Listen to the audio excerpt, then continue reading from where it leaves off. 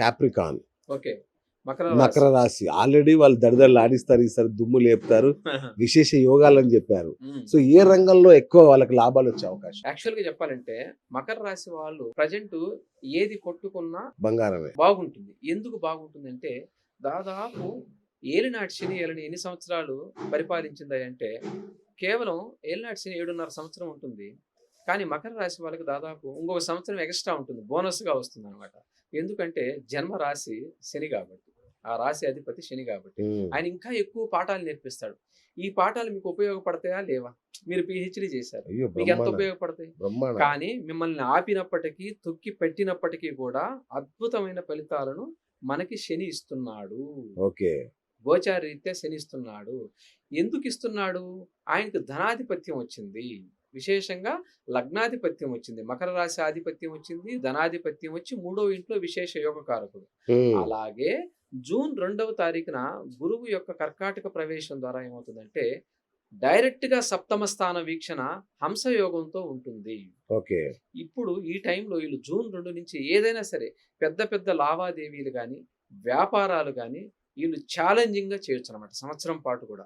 అంటే కొత్త కొత్త సంస్థలు ఏదైతే మీరు స్థాపించాలనుకుంటున్నారో అప్పటి వరకు ఆగండి, జూన్ 2 వరకు ఆగండి. దాదాపు June, July, August, September, October వరకు కూడా ఉచ్చ స్థితిలో ఉంటాడు ఆయన దగ్గర దగ్గర. ఈ ఉచ్చ స్థితిలో ఉన్నప్పుడు ఏమవుతుందంటే ఈ మకర రాశి వాళ్ళకి విశేషమైన యోగం కలుగుతుంది.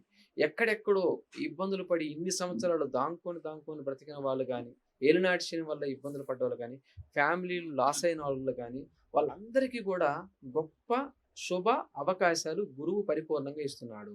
అలాగే శని ఇస్తున్నాడు, అలాగే రాహు కూడా ఇస్తూ ఉన్నాడు. రాహు కూడా ధనస్థానంలో ఉన్నాడు, విశేషమైన యోగాన్ని ఇస్తున్నాడు. కాబట్టి వీళ్ళకి విశేషమైన యోగం అంశయోగంతో కూడిన గురువు యొక్క యోగం విశేషంగా ఉంది. శుభం. ఇక అక్వేరియస్ కుంభరాశి ముందే చెప్పారు మీరు ఏలినాటి శని ఉంది వీళ్ళకి అని. సో మరి వాళ్ళు దాని ప్రభావం ఏంటి, వీళ్ళు ఎట్లా బయటపడాలి, వీళ్ళకి పరిహారాలు ఏంటి? కుంభరాశి వాళ్ళని మనం చూసినట్టయితే ప్రజెంట్ వీళ్ళకి ఆదాయం వ్యయం గమనిద్దాం. ఆదాయం 2 ఉంది, వ్యయం 8 ఉంది, అయ్యో, రాజ్యపూజ్యం 4 ఉంది, అవమానం 2 ఉంది. అయితే రాశి అధిపతి శని భగవానుడయ్యాడు. అదృష్టం యొక్క రంగు నీలం, నలుపు. ఓకే, ఆ వర్ణాలు ధరించడం అనేది వీళ్ళకి విశేషంగా మంచి చేస్తుంది. అదృష్ట సంఖ్యలు 8, 4, 7. ఓకేనా? ఈ సంవత్సరం అంతా కూడా వీళ్ళకి ఫలితాలు ఏంటంటే ధనస్థానంలో శని ఉంటాడు, ధనస్థానంలో శని ఉంటాడు. కానీ ఏలినాటి శని నడుస్తుంది కదా, లాస్ట్ చివరి 2.5 సంవత్సరం వీళ్ళకి నడుస్తూ ఉంటుంది ఏలినాటి శని. అయితే ధనానికి సంబంధించిన ఖర్చు అధికంగా అయ్యేదానికి అవకాశం ఉంటుంది. ఓకే, అదే కాకుండా కుటుంబంలో కొన్ని అవరోధాలు జరిగేదానికి అవకాశం ఉంది, అనారోగ్యం పడేదానికి అవకాశం ఉంది.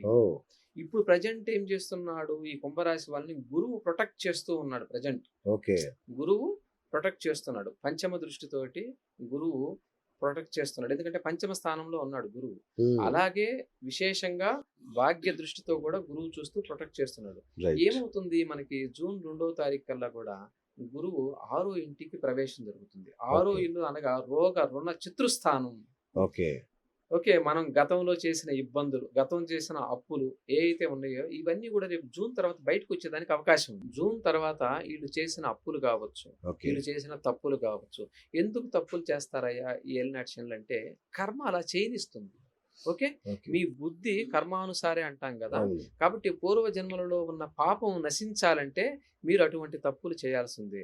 చాలా రకాలుగా కూడా వ్యాపారాల పరంగా కానీ, కుటుంబాల పరంగా కానీ, ఉద్యోగాల పరంగా కానీ ఏదైనా సరే కొంచెం తప్పుడు నిర్ణయాలు తీసుకునేదానికి అవకాశం ఉంటుంది. వీళ్ళు తీసుకున్న నిర్ణయం సరిగా ఉండదు.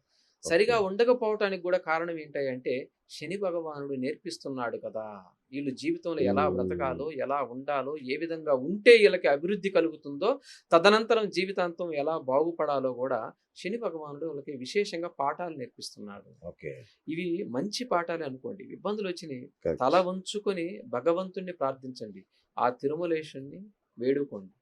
ఓకే, ఎప్పుడైనా సరే ఎంత పెద్ద కష్టం వచ్చినా సరే మీరు భగవంతుని ఆశ్రయించినప్పుడు ఆయన తట్టుకునే శక్తిని మీకు తక్షణమే ఇస్తుంది. దానికోసం ఒక మంచి పాట వదిలేండి, చాలాసేపు అయింది.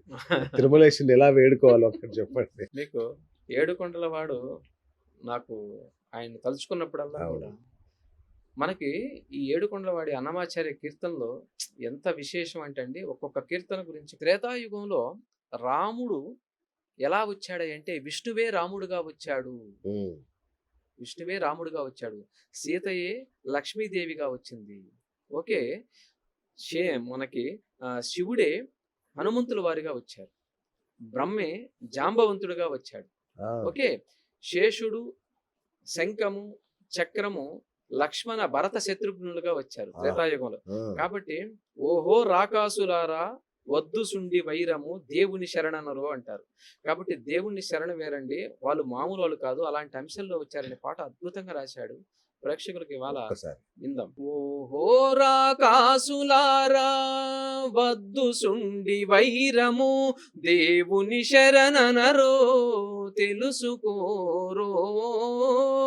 ఓహో రాకాసులార వద్దు సుండి వైరము దేవుని శరణనరో తెలుసుకోరో.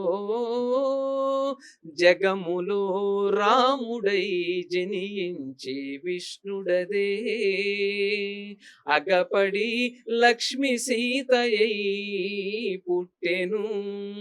జగములో రాముడై జనించే విష్ణుడదే అగపడి లక్ష్మి సీతయై పుట్టెను. తగు శేష చక్ర శంఖ దైవ సాధనములెల్ల దిగి లక్ష్మణ భరతాంజిత శత్రుఘ్నులైరి. ఓహో రాకాసులార వద్దు సుండి వైరము దేవుని శరణనరో తెలుసుకోరో. ఇంకా ఏం చెప్తున్నాడు? సురలు వానరులైరి సూర్యుడు సుగ్రీవుడు. సురలు వానరులైరి సూర్యుడు సుగ్రీవుడు మరిగి రుద్రుడే హనుమంతుడాయను. వరుస బ్రహ్మదేవుడు జాంబవంతుడైనాడు. వెరవరి నలుడే విశ్వకర్మ సుండి. ఓహో రాకాసులారా వద్దు సుండి వైరము దేవుని శరణనరో తెలుసుకోరో. సూపర్ గురుగారు, ఎంత అద్భుతంగా రచించాడు ఆయన. రైట్. సో చివరగా పీసీస్ మీనరాశి. మీనరాశి గురించి Yes. మనం ఆ వైబ్రేషన్ నుంచి ఇంకా బయటికి రావట్లేదు, అంత గొప్పగా ఉంది. మీనరాశి గమనిస్తే మనం ఆదాయం 14, వ్యయం 11, ఉమ్, రాజ్యపూజ్యం 7, అవమానం 2. Oh. గత 3 సంవత్సరాలుగా వేసుకోండి, ఒక రకంగా చెప్పాలంటే గత 3 సంవత్సరాలుగా వీళ్ళు పడుతున్న ఇబ్బందులు చాలా ఘోరాతి అవునా? మీనరాశి. ఆ, ఎందుకంటే కుటుంబంలో ఇబ్బంది, ఎందుకంటే డైరెక్ట్ గా లగ్నంలోనే ఉన్నాడు. ఓకే. మీనరాశి అంటే శని. జన్మస్థానంలో ఉన్నాడు శని శని. వాళ్ళకి. ఆ, ఓకే. కరెక్ట్ గా నడి మీదకి వచ్చినట్టు లెక్క. ఆ, ఇది ఎలాంటి విధ్వంసాలు సృష్టిస్తుందంటే కుటుంబంలో డెత్లు ఉంటాయి చాలా వరకు. ఆ, అంటే దీనివల్లే వచ్చిందంటే దానివల్లని కూడా కాదు, వాళ్ళ జన్మ జాతకాన్ని పరిశీలన చేసినప్పుడు వాళ్ళకి ఆయుస్థానాధిపతి, వ్యయాధిపతి, అష్టమ షష్టాధిపతులు నడిచినప్పుడు కూడా ఇవి కలుగుతున్నవి. ఇది ఉపకరిస్తుంది కొంచెం, ఓకే.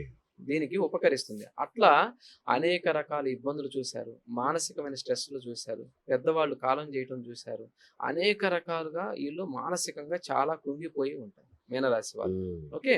కాబట్టి వీళ్ళకి విశేషమైన యోగం 1 సంవత్సరం పాటు ఈ సంవత్సరం విశేషంగా ఇస్తున్నాడు. ఎవరిస్తున్నారయ్యా ఈ యోగం అంటే విశేషంగా ఎవరిస్తున్నారు? మనకి గురువే ఇస్తున్నాడు. ఓకే.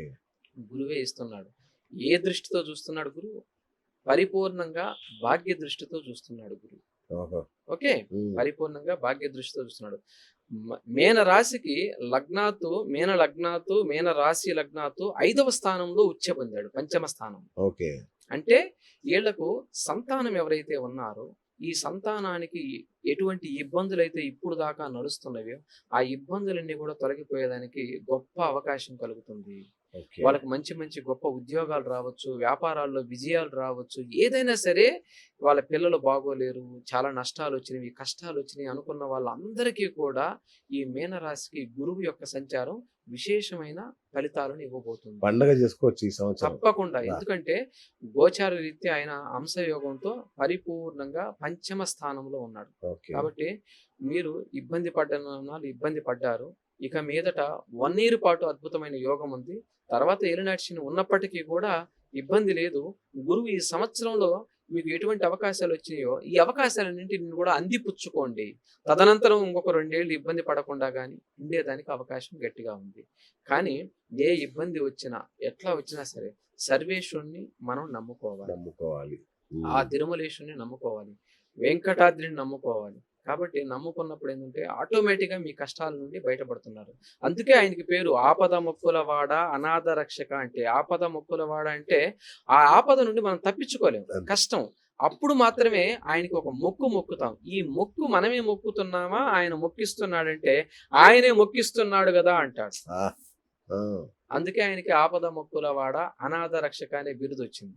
కాబట్టి ఏంటంటే ఆయనే ఆపద పెట్టి మీకు మొక్కేలాగా చేసి ఆ పనిలో విజయాన్ని కలగజేస్తున్నాడు. హ్మ్. కాబట్టి మీనరాశి వాళ్ళు విశేషంగా ఏడుకొండల వాడిని అసలు నమ్ముకోండి. ప్రతి సంవత్సరం 6 నెలలకు ఒకసారైనా, 3 నెలలకు ఒకసారైనా, సంవత్సరానికి ఒక్కసారైనా సరే తిరుమలేశుని దర్శనం చేసుకోండి. ఏడుకొండల వాడి దర్శనం హ్మ్. విశేషమైన యోగాన్ని ఇస్తుంది వాళ్ళకి. అద్భుతం. అద్భుతం. ఎందుకంటే గురుగ్రహం యొక్క అంశ అది. హ్మ్. మీనరాశి వాడిది గురువు యొక్క అంశ అది. అంశ- కాబట్టి ఏంటంటే గురువులకు ఎప్పుడైనా సరే మంచి చేస్తే ఇంకా మంచి మంచి ఫలితాలను మనకి ఇస్తున్నాడు. అలాగే దక్షిణామూర్తి స్తోత్ర పఠనం మంచిది, దత్తాత్రేయ పఠనం మంచిది. విశేషంగా వాళ్ళకు లాభాలు కలుగుతున్నాయి.